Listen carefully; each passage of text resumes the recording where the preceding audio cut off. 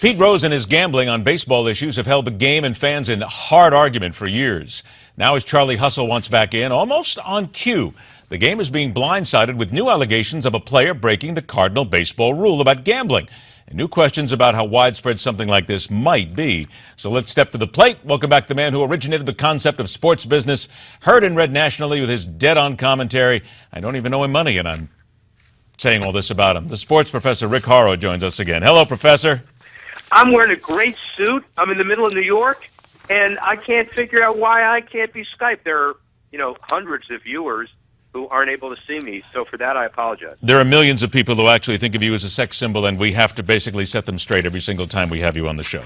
So do not fear. Let us go ahead then, before we continue this Mutual Admiration Society, and get into some baseball here. This was interesting, came out of nowhere. Baseball is now looking into possible sports-related gambling ties involving Jared Cosart, who's a Miami Marlins pitcher. It's interesting now, coming at the Pete Rose time, it's going to make a lot of people think, well, maybe this is not just a one-off incident here, Rick. Well, but let's put it to, the Black Sox. Do you remember them? You were sure. Just growing up. That was, almost 100 years ago.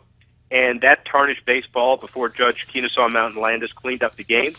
You have the Boston College point shaving scandal. You have Paul Hornung betting on football games. So it's not an isolated incident, but let's remember it's been a number of years. And if something like this is proven, then Rob Manfred, under his new administration, has to act quickly, decisively, with transparency, and with credibility. And so I'm not sure it affects Pete Rose, but if I'm Pete Rose, I'm thinking, man, couldn't this have come at a different time for me? Yeah, you got to wonder. That's a good point. I agree. It's not necessarily going to affect Pete, but it's just interesting the timing that comes up here. And I think what might happen here, Rick, is that a number of people will look and they'll say, look, here's one player, and with hundreds, thousands of players in Major League Baseball, he can't be just the only one. Well, yeah, but everybody's going to say that, just like the same thing with steroid use, and you know what? They were right. There wasn't just one. There were many.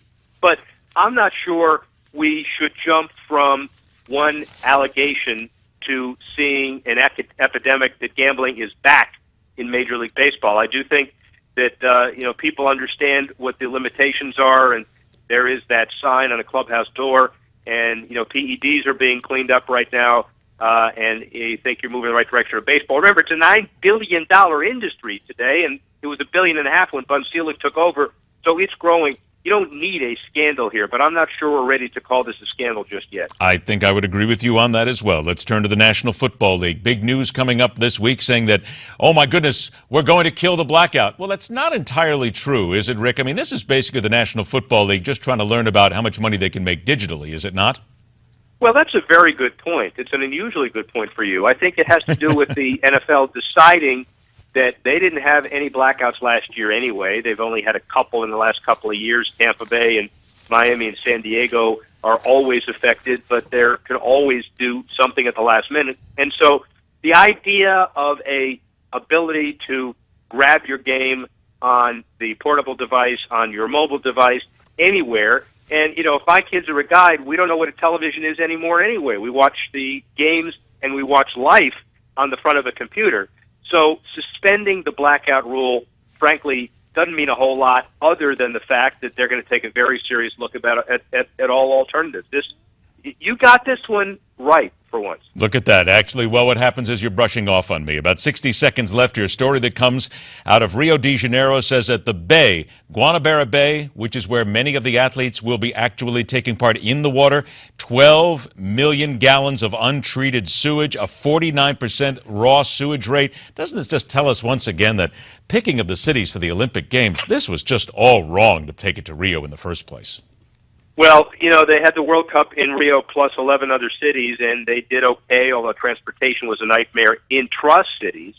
And now it just shows you have a lot of work to do. There are a lot of reports that, if you believe them right now, that are horrific. Last year at this time, we were talking about how the golf course only having one hole finished. Golf course seems to be done. The timing of everything coming together is a massive undertaking. At a $20 billion budget, you just hope that everything is right. You want to avoid the cute comments about making it challenging for the marathon swimmers. I won't even go there. So I won't even think about that. I want to just say kumbaya to you, because 80% of this interview has been you and I agreeing on how smart we are. I would imagine that possibly might have been the first time in our entire lives that we've done that within a 5-minute span. Would you agree? And probably the last. Well, See you next week. Probably will be the last, because usually I keep trying to get you onto craft beer and single malt scotch, and you don't go for that one either. Rick Horrow, always a pleasure, my friend. Travel well. We'll see you soon. See you next week, man. Bye-bye. Take care, buddy. Up next, babies in Bjorns while parents pack heat. We'll understand and we'll explain when we continue on MidPoint.